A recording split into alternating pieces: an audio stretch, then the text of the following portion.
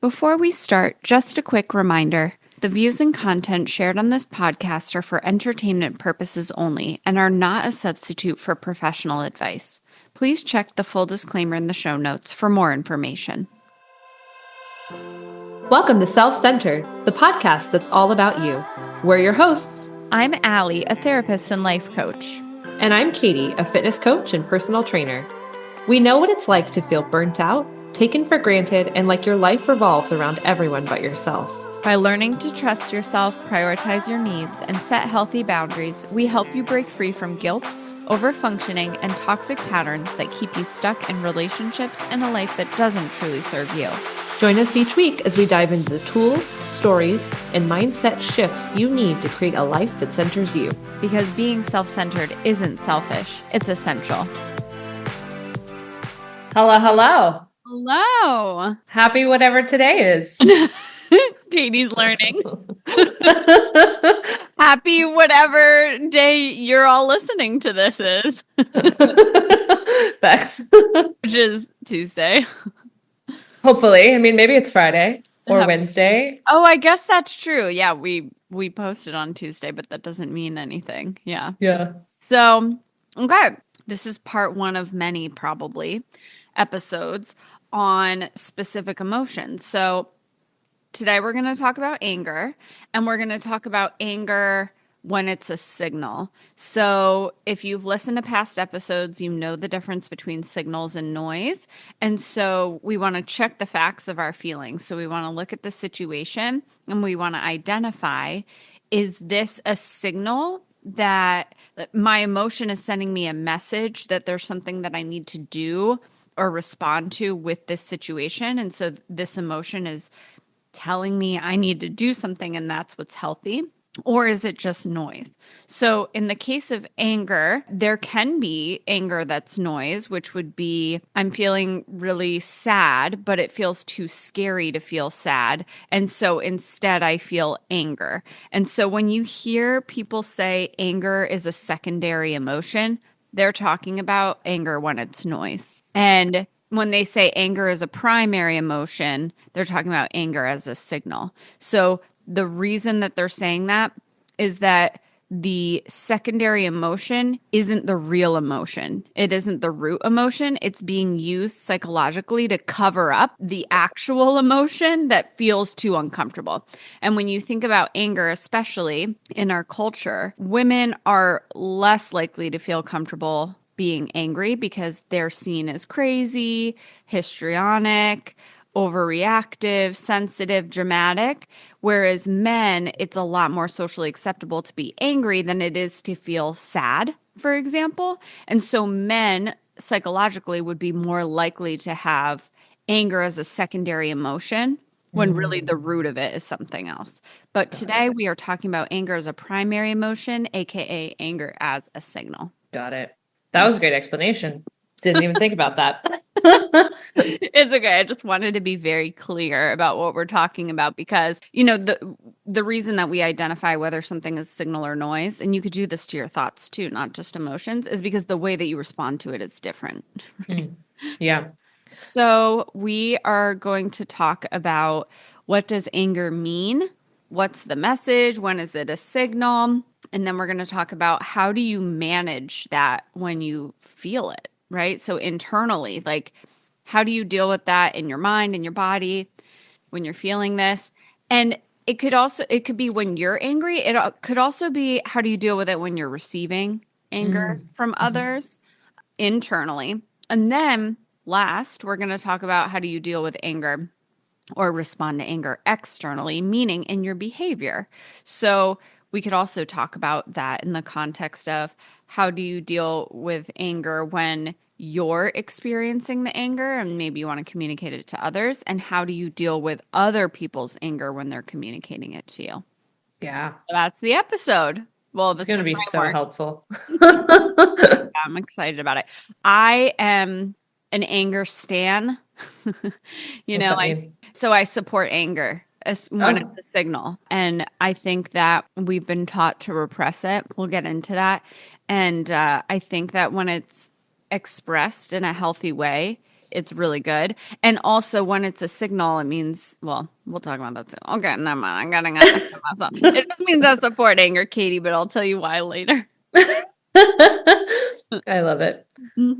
So, first, before we jump into that, we're just going to give some examples of people we know, just examples of anger in Mhm. other people. Yeah. Real Yeah. life. So when we were discussing these topics, I have a person in real life that listens to the podcast, came to me and was talking about some of the things that came up for them when they were listening to a previous episode. And they were talking about anger as something that they want to work on more, which is kind of like the catalyst for where we started with this episode today. And their experience with anger is that anger was not a safe thing. So anytime that they felt anger and expressed anger, their relationships, particularly family, would respond with, "Oh, well, I guess you just don't want me in your life. I'll just leave then. I'll just get out of your life," because they were angry. And whether it was a valid anger or not, or whether it was a signal or noise, the response was still, "Oh, well, if you're going to be angry around me, I'm getting out of your life. Clearly, I'm not good enough to be in your life," which makes it difficult for that person to then understand when is anger helpful to them and what that anger is trying to Mhm. teach them, because anger then is correlated with loss. For sure. That, oh, okay, I'm getting rejected by someone and I'm losing someone close to me Yeah. because I'm experiencing this emotion. Mhm. And then in turn, they now have relationships with healthy people who can express their anger in a healthy way. And it causes confusion of, well, shit, if this person's angry, that means that we're on a track to loss Mhm. and we're on a track to rejection. So Yeah. how do I cope with that? But then the person that is angry is like, no, that's actually not the case. My anger means something and we can work through it in a healthy way. But the person that I'm referring to just doesn't have the framework to It understand how doesn't to have do a that. template for that. Yeah. Exactly. Oh, we're going to help you today. Love it. That makes me think too about little kids when they're angry and parents are like, go to your room and don't come out until you're not angry anymore, Yes. you know? Yeah. And it's like, well, the anger doesn't go away. You're basically like, go repress your feelings. Like, go disconnect from yourself. And when you're thoroughly disconnected, then I'll connect with you again. So that's also a Yeah. threat to connection. Yeah. That's why now, and again, all parents are just doing the best that they can. Hmm. And now in our culture, it's becoming more mainstream. And I think this is a really good thing for parents to be taught you need to regulate your emotions first. Because Yeah. usually when you're telling your kid, go to your room and don't come back until don't have these feelings, it's because the parent is dysregulated by the kid. And that's probably also happening in adult relationships where healthy anger being expressed, it triggers something inside of you that's so uncomfortable and also confusing and triggering. So everything's just all kind of whirled up. That's kind of what I'm getting a visual of. It's like the brain just being like just a tornado, Yeah. and It feels like a storm. yeah, and it's also with this high stakes relationship, high stakes because you care so much about them. So it's like, no, no, no, I don't want this storm anywhere near you. Let's not feel that. Let's not talk about that. Let's avoid that. And so intentions are so good.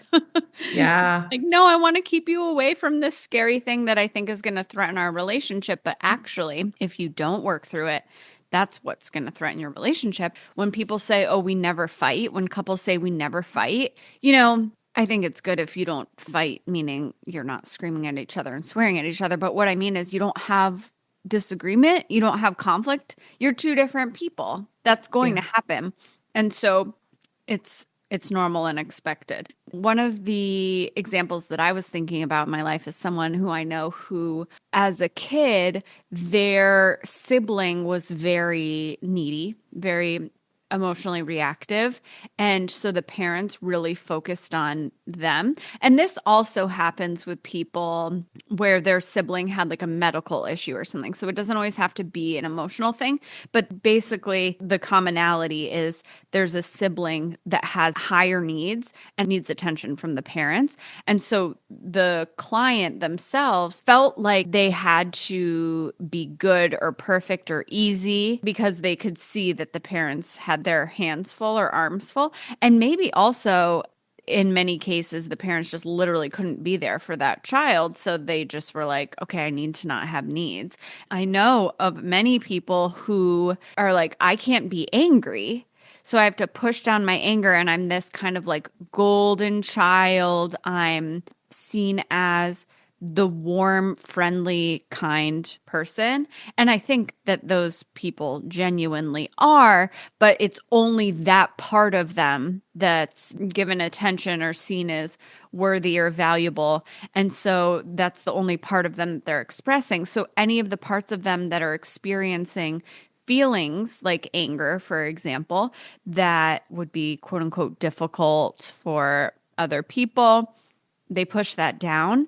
And then what I see is that later in life or in relationships where they finally feel safe enough to express their anger, it's like it all comes out and explodes. And it almost, it depends on the person, but I've seen it where it really takes the person over.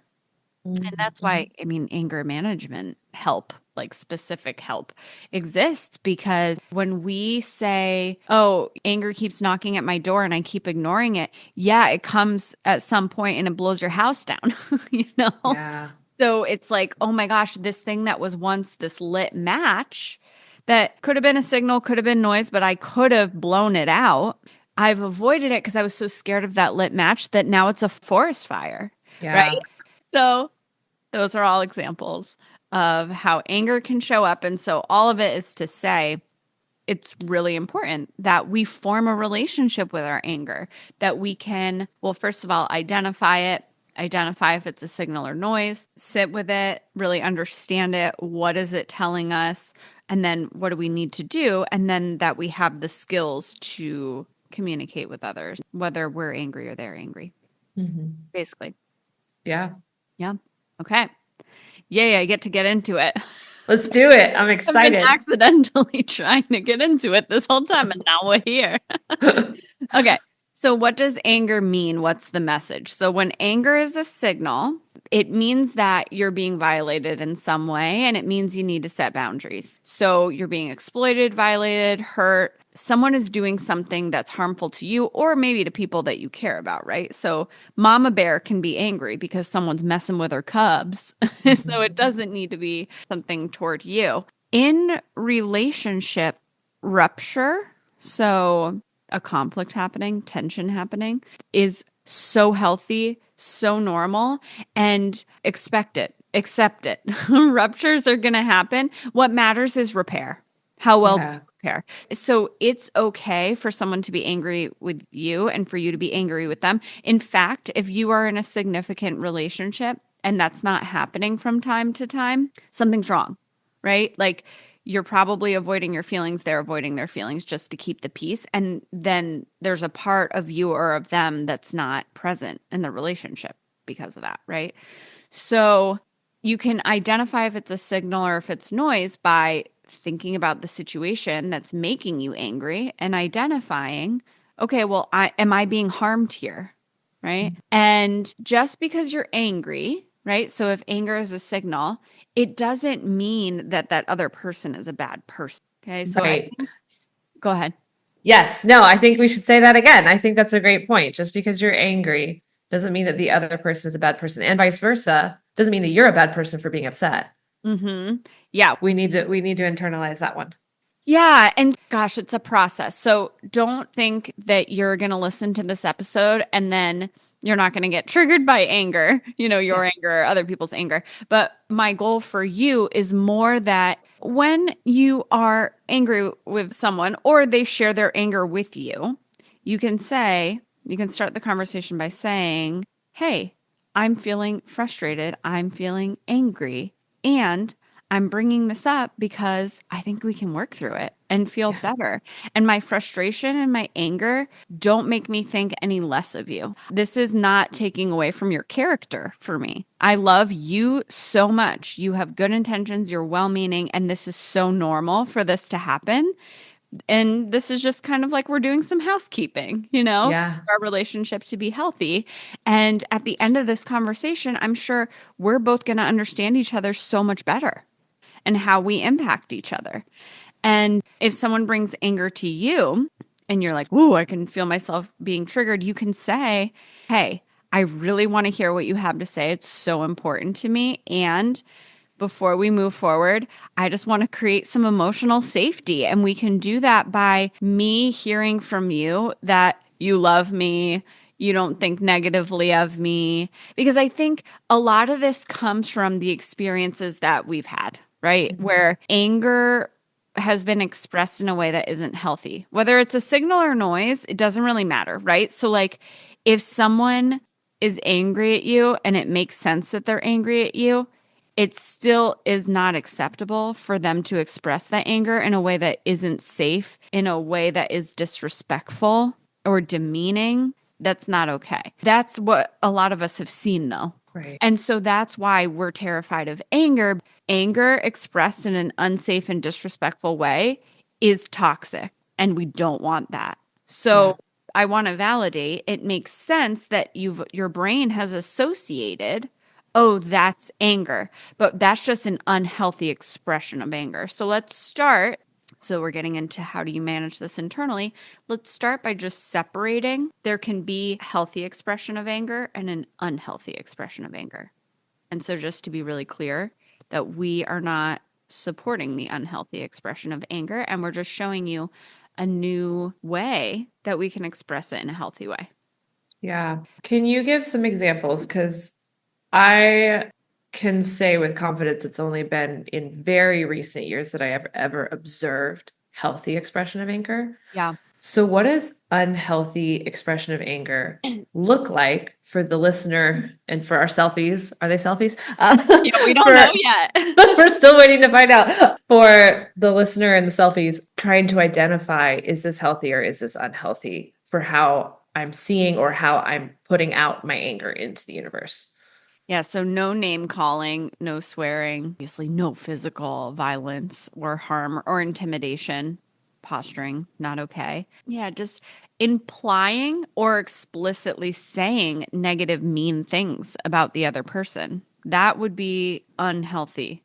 And assuming bad intent and Oh. assuming that the person meant to hurt you or the person is dumb or doesn't care or isn't motivated. Basically, just, well, you hurt me and you did it because of these negative things about you, you know? Mhm. So that's not healthy anger, expression of anger.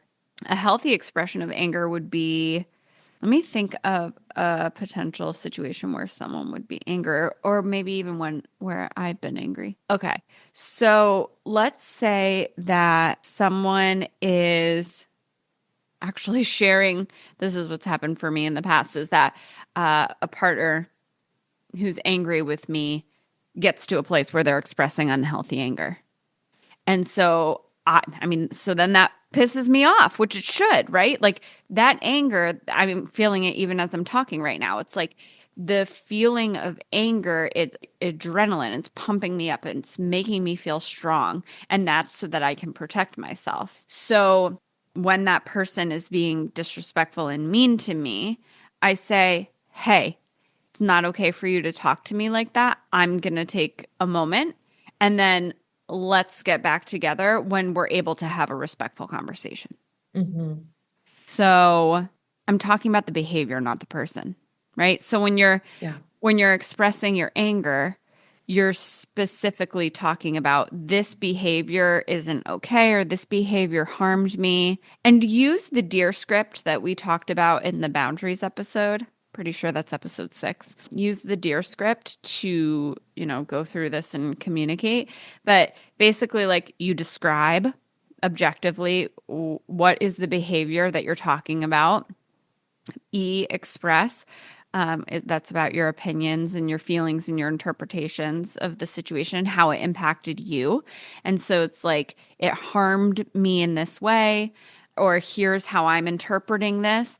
And then the assert is you're asking for what it is that you want or need, right? What's going to repair that harm done? Maybe it's, can you help me understand why you did that or why you have this perspective? Or can we sit and talk about whether or not my interpretation is accurate? Or I'm going to need you to change that behavior and be consistent with that. I'm going to need to see that. So you ask, and then the R is the reinforce, which is saying, here's why it's good for both of us for that to happen. And so that might be something like, then we can have a productive conversation where neither of us get hurt. And moving forward, we're less likely to inadvertently harm each other. Because I know you're deliberately not waking up every day thinking, how do I harm Allie? Right. Yeah. So it's also assuming good intentions. That's good. That's great. For anyone listening that maybe has experienced violent outbursts of anger, if you were on the receiving end, please just get out of that. Yeah, Like, yeah. In those cases when it's violence, when it's a domestic issue, when it's abuse, you need support to get out of that. So reach out to domestic violence help. and then maybe if that is something that you're still trying to work through, have a third party What do you mean? be like a mediator. If you don't know that that can be a safe environment for you to have an anger conversation with someone because the outburst becomes so strong, would a mediator be a smart decision? Well, I think it's a bigger issue. So that mediator's there for that moment. But if that's a bigger issue and it's a pattern that that person is violent, also, Oh if yeah, someone's violent one time, that's all you need. It's a pattern. Like, I don't that's care. fair. There's like one data point. If someone's violent, that means that they can be violent. And also, being verbally abusive is a precursor to being violent. It doesn't mean that it leads to violence, but if you're not feeling safe, just trust your intuition and get out while you can. If you're at a place where someone's violent one time, I don't think it's a good idea to get a mediator because it's kind of putting a band-aid on a bigger issue and the person's going to be violent again. That makes sense. Yeah. So I think you just need help and to get out. You That's need fair. to separate from that person and miracles can happen where maybe they work on themselves and they can get better and be healthier and then you can kind of get back together. But I think that's not something that you should bank on. You need to focus on getting out and getting yourself safe. Yeah. Right. Yeah. I was thinking about another example when I was angry with a friend, which is pretty rare for me now. I had a friend who reached out to me. So she was watching my ex's dog, who we got together as a puppy. And I lived at this friend's house after my ex and I broke up. And my ex and I were initially on good terms. And so I was watching the dog at that place when he would be out of town. And she had such good intentions. She reached out to me and said, "Hey, I'm watching the dog if you want to come see her." So the intentions were so good, but I was immediately so upset because that dog associates that place with me. And because I was no longer on good terms with my ex, couldn't see the dog anymore. And so the dog, I know, was going to show up at the house super excited to come in and see me after not seeing me for months. And then I wasn't going to be there. Mm, It just hurt my heart so bad for her. And the way that I was thinking about it, just to share kind of the internal of being angry with someone, is I was like, no, that's going to harm the dog. That's not okay. And also aware of, and my friend has good intentions and is trying to do the right thing. right. And I've learned because in the past I used to hold my anger in because I was in relationships in my family where anger wasn't allowed from me. It was allowed from them toward me, but it wasn't allowed for me to them. And it's also kind of like, well, what's the point in expressing your anger if it's not going to go anywhere productive, right? But in this relationship with this friend, we're very good friends and I love her so much. And so I'm in my head thinking, oh my gosh, that hurt the dog. That hurts my heart. And it makes me really sad because I want to drive over there and see this dog so badly. I miss this dog so much, but I know that that's not going to be good for the dog to see me and be reminded of me and then not see me again for however long, maybe forever. So then it was hurting me because I was like, I could get in the car right now and go over there. I could see Yeah. the dog. So it was just this whole thing. And I'm in my head thinking, okay, well, my friend wants to do the right thing. So I'm just going to help her understand how this impacts me, how I'm thinking about how it impacts the dog. And that way, next time, she's going to be less likely to do something that hurts me because she doesn't want to hurt me. So I'm just Hmm. going to communicate that. in the past, I would have been like, well, I'm just not going to share my feelings because she has good intentions. But I was like, she has good intentions, so I'm going to share my feelings. And that's how you get closer. You know, the Yeah. rupture and the repair actually leads to a closer relationship, is what the research shows. Mm. So I shared with her, I said, I'm actually really upset that she's at your place. And I explained why. And I explained my heart hurts for all of these reasons for the dog, for me. And I also simultaneously said, and I know you had really good intentions. You're trying to give me an opportunity to see this dog that you know I love so much. And clearly you have good intentions taking care of the dog because you're helping my ex out. You Yeah. know? And have there been times in relationships where I have been really effing angry? Yeah. And then I don't talk to that person right away. So initially, you might need a period of time where you're calming down, where I'm going for a run, where I'm listening actually to like angry music with lyrics that match how I'm feeling. And then I'm just calming down and chilling out. I won't interact with someone that I'm angry with until I can see them as a good person. Ooh, yeah. So that's another thing that I recommend. Yeah. If you Okay. can't get to the place where you're like, we're on the same team, they're a good person, they have good intentions, then you're gonna go in there and you're not gonna express the anger in a healthy way. What if that's not true? If that's not true, then that's really good information for you. Because if you don't feel like you can trust that person and that person's not a good person, then dang, you really need to protect yourself, right? Yeah. So that's a bigger conversation with yourself around what do I want to do in this relationship?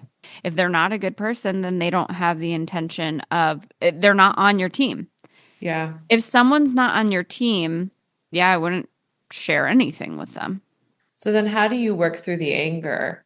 Let's say there was an offense you recognize, like, and let's say for whatever reason, I don't know how, I don't know where, but maybe it was like a repeated offense that you've recognized now that this person is not Hmm. someone who's on your team and someone who wants well for you. And so they're Yeah. causing intentional repeated offense, Yeah. and you're angry about it. Hmm. So how do you release that anger? Like, how do you come to terms with that? I think it's a lot of verbal processing with your friends and or a therapist and or a life coach. And also for me, it's a lot of exercise. Yeah.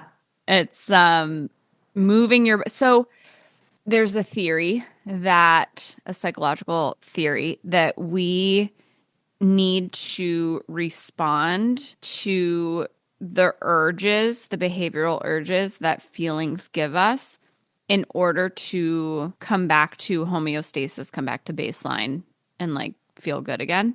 And so with anger, the urge would probably be like fight with this person. And I don't recommend that with someone who's not healthy and someone who's not Right. on your team. But I do think it would be great to do some acting it out with someone else. Role playing? Yeah, role playing. So, journaling, writing letters to that person, role playing with a professional. I think it's really important to be able to express how you feel and be pissed. Listening to angry music is so great for me. There's this song, it's Mac Miller, and it's called Smile Back. And it says, what is it? It's like, I just be like, fuck you, what you need. You can't get nothing from me. You was talking shit. Now I'm somebody you would love to be. I'ma do my thing until the day the Reaper come for me. You can keep on grilling. I'ma smile back. And I love that shit. Yeah. That's so helpful to just be like, fuck you. And like you feel your anger, and your anger is like, no, I'm powerful. I'm not going to let you put me down. I'm not Mhm. going to let you harm me, Yeah. you know? So I think that's really important. Well, I think that's a really hot take in a great way that your anger is a reminder that you're powerful. And Hmm. like it's a tool to help remind you that Hmm. you're powerful, that Hmm. you don't have to, I don't want to say be the victim, but like you don't have to just take offense and sit by it. You can Yeah. respond in a healthy way and stand up for yourself and maintain your boundaries and Yeah. maintain things that are important to you. Yeah, and channel that anger in a way that doesn't harm other people and Yeah. makes you feel good, right? So when I'm rapping and I'm running or I'm doing strength, I'm like, yeah, I'm a motherfucking badass, you know? Yeah. But it's like, do no harm, take no shit. Yeah. We need that on a t-shirt. Yeah, I know. I'm like, oh, that would be great. Right? Self-centered merch. Do Do no harm, no take no harm. shit. All right, first t-shirt. Let's do it. Yeah. What would it be? It'd be like, do no harm, take no shit, be self-centered. I love it. All right, who wants it? I'll get it tattooed first. Oh my God. Okay. All right, let me come back to when you're angry, you want to be able to de-escalate yourself, get yourself calm, get yourself seeing the person as good, settle your body down, settle your mind down. And a lot of that has to do with taking space from that person, taking time from that person, focusing on something else. And being angry really sucks. It doesn't feel good because, I mean, at least for me, I want to resolve it. So it's hard to take that space, but it's really important to use mindfulness to notice every time you're thinking about it and come back to whatever it is you're doing. And I do really think exercise is good because, I mean, the brain change that happens with that and just that release is really helpful. Yeah. So do what you need to do in order to bring yourself down and see your partner as a teammate, as safe and as good. And if they're not that, then that's a bigger conversation. Yeah, I think we've said it all in terms of how to express your anger in a healthy way, you know. So once you've done that work of bringing yourself down and knowing that your partner is on your team and healthy and safe and all of that, and then when you express, making sure that you're focusing on the behavior and how the behavior impacted you instead of talking down to them or disrespectfully to them and making it about their character. It's also using language that makes it really clear that we're on the same team of we're in this together, we're going to figure this out. I am assuming the best intentions of you. Our goal is to repair this, our goal is to learn from this. I love too that you indicate the goal in that conversation because sometimes when I hear these things, especially if and when it's not been modeled to me for so long, I don't even know what those conversations look like, right? And Mm. so even saying outright, hey, I'm experiencing anger. This is how it's impacting me. And I want us to be on the same page and come on the same team. And I want you to know I think you're a good person. I respect you and I love you. And the reason that I'm bringing this up is because I think it can help us come together. That entire monologue would never come out of my mouth Yeah. mentally. Like I never would have thought of that coming out of my mouth Yeah. in a conversation about anger before healthy anger was modeled. Yeah, me too. I didn't come out the womb or out the high school graduation or the college graduation knowing Yeah. So, I that mean, if you're the person that thinks that this sounds really foreign, it makes sense that it sounds it foreign is and foreign. Yeah. it is foreign and like yeah, we're actually meaning what we're saying like literally. Yeah, yeah, yeah, because with the right this is also a really good filter for having the right people in your life. Because Yes. like, if someone's like, dude, you're being too soft or too whatever, you need me to create emotional safety with you and remind you that we're in this together and that I love you and see you as good. That's weird. We're talking about the ideal here too. So I want to be really clear about that, that you're going to mess up in these situations and you're going to say stuff like what I just said. And, other people, same thing. But are you working toward a goal of being able to be soft and create emotional safety, right? And so I think it's totally okay to be like, that's really weird. That doesn't feel good to me. But going after someone's character is not good. If someone's going after your character, they might also not have a model of how to do this in a healthy way. So it's really up to you to communicate here's what it could look like and here's what I want it to look like. So in past relationships, I have said, oh, hey, you saying this makes me feel this way and then our interaction tends to go this way. Here's how you could have said it, or here was another option, And I'm not telling them what to do. I'm just like, hey, Yeah. here's this template. If you ever want to use it, it's my preference. But, so I don't judge people who are like that's weird. That's soft because also they might have past experiences where them feeling their feelings and being sad and vulnerable was shamed, right? So it's okay if that's you and you're listening and you're like, oh my gosh, that's me. It's okay. Just make an intentional effort to heal and create a relationship with yourself where it's okay to be sensitive and vulnerable. Yeah. And I think I just want to reiterate that like that exists out there. Yeah. Like people who believe and who operate like this, it is true. It's real. It's a Yeah. thing. Yeah. And if you've Yeah. not been exposed to it, it's a thing you've never been exposed to, but that doesn't mean that it doesn't exist. Yeah. My one of my favorite things is being the quote unquote third wheel in my friends' relationships that are healthy. I Explain love that. I'm confused. so my friends who are married, Yeah. some of them I'm so close to that they might have issues when I'm there. Oh, And okay, okay, yeah. I get to see them figuring it out or talking about it or I'll be hanging like I have really close friends who will hang out. I'll hang out with the husband and the wife and we're having dinner and they're literally talking about like this is what happened in our last fight and this is what we talked through and this is what we're each working on. Yeah. 5 years ago, this is how we used to be with each other and here's where we are today. Yeah. It's really normalizing it. Mhm. I Mhm. love that. Yeah, I just love being around that. I also love being around my friends who are really good parents and seeing them interact with their kids. But Yeah. yes, this exists. And just because you haven't experienced it doesn't mean that it doesn't exist. And you can access that. And honestly, the more self-centered that you become, again, it filters out what isn't for you.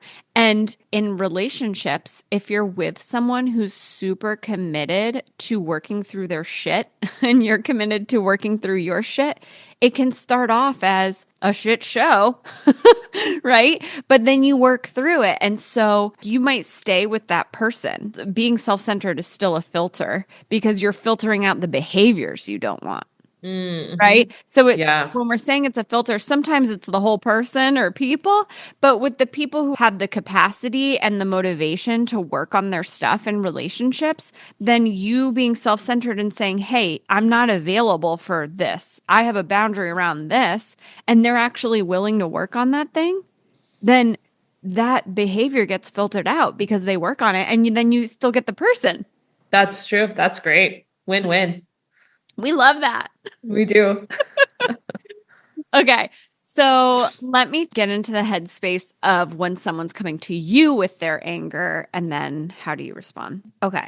So when someone is coming to you with their anger, and again, our goal is to communicate what's going on for us internally and to be in a conscious relationship where we're communicating these things.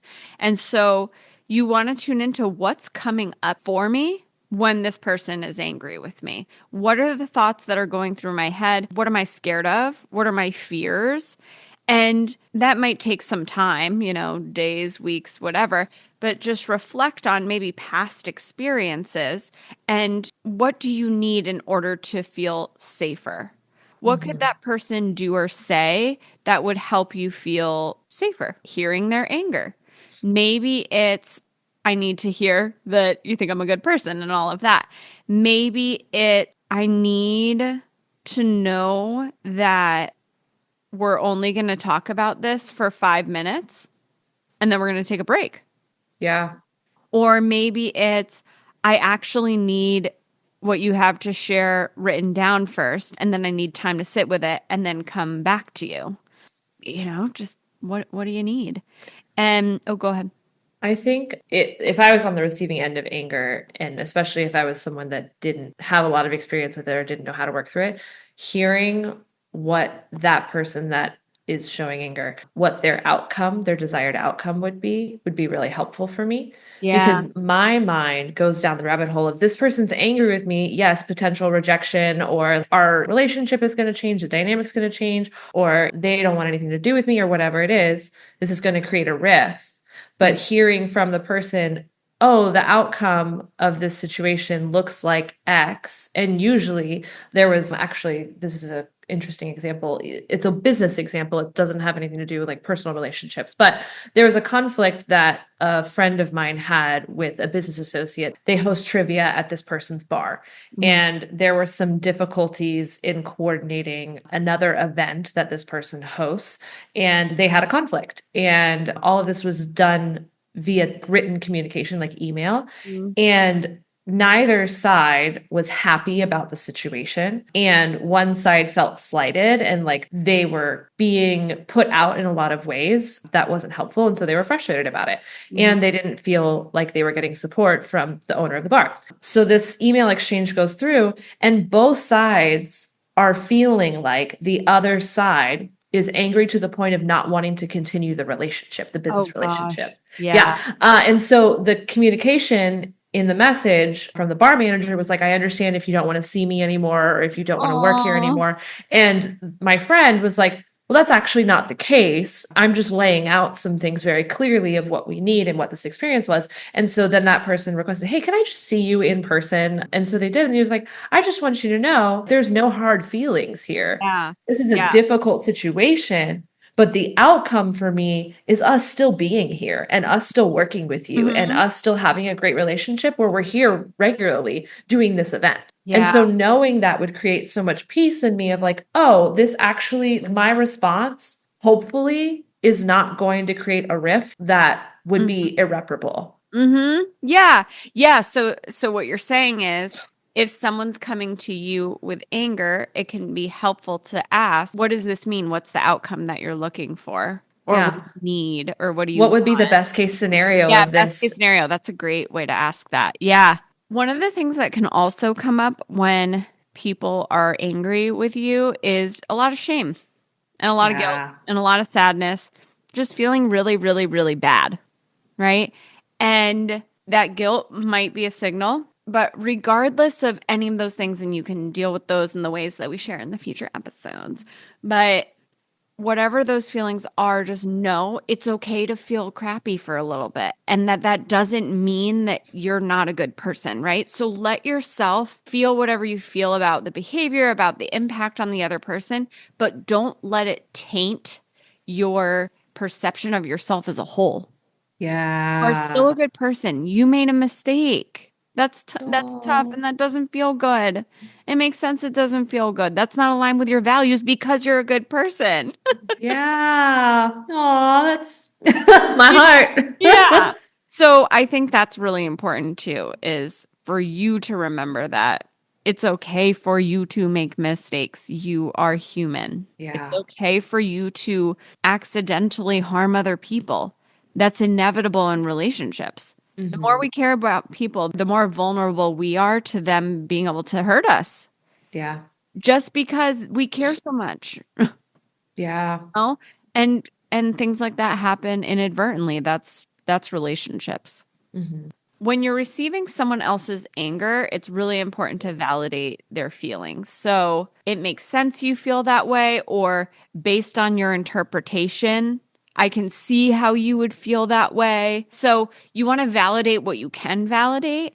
Of course, don't validate things that aren't true. So let's say that someone comes to me and they're angry because I this is such a random, weird example, and this is kind of ridiculous and probably wouldn't happen, but because I can't think of anything else, and just to illustrate what I'm talking about, let's say that I dropped something on the floor, didn't realize it, and then they slipped on it Okay. Yep. and they're mad. So they Yep. come to me and they're like, "You're such a klutz. Why did you drop your stuff? I fell, I got hurt." And I would validate what I could. And I would probably be like, "Oh my gosh, I'm so sorry that you got hurt." Because I am sorry that you got hurt. I'm not going to validate, though, the insinuation that I'm just a messy person and that I intentionally hurt them or something. You know what I mean? Right. Like anyone could drop something. Hmm. That can happen. Mistakes happen. So I'm not going to validate that, but I am going to say, "Oh my gosh, I'm so sorry." And then you can say something like, "I didn't realize that I dropped that. I wish I knew because if I did, I would have picked it up." So Yeah. like you could say something that's true, but you don't need to say something like every single day I'm going to survey behind me multiple times. You know what I mean? Like like Yeah. don't go overboard because if you've been in relationships in the past where people were angry with you and the only way to make that relationship work is for you to over validate their anger and to overtake responsibility, that's not healthy either. So you also don't want to over validate, but validate the valid and assume the best intentions of yourself. Expect that the person sharing their anger with you see you as good. If they don't, that's a whole other conversation and something for you to think about. But at the very least, make sure you see you as good and that Yeah. you're applying what they're angry about to the behavior, to the mistake, and that mistakes are okay. Sometimes, also, when people are angry, if they're paranoid or they're accusing you of things that aren't true and they're not hearing you, you can have boundaries of the way that you're spoken to. You can have boundaries and communicate. This is how, in order for me to be available to communicate with you about your anger, it needs to be shared in this way. So, Mhm. again, go back to the boundaries episode where we talk about boundaries being the gates and the fence. The communication would be something like, I want you to share with me when you're angry because I care about you and I don't want to accidentally be doing things that hurt you. And I also need to make sure that I'm not getting hurt. And so I can't talk to you when you're angry and sharing it in this way or, identify the behaviors. So that would be the fence. That's where you Mhm. don't get access to me. But if you can communicate with me in a way that's respectful and you share with me, I think you're a good person. Here's what the best case scenario is for this conversation. Here's what I need to get out of this. I believe that we're on a team and we're going to figure it out together.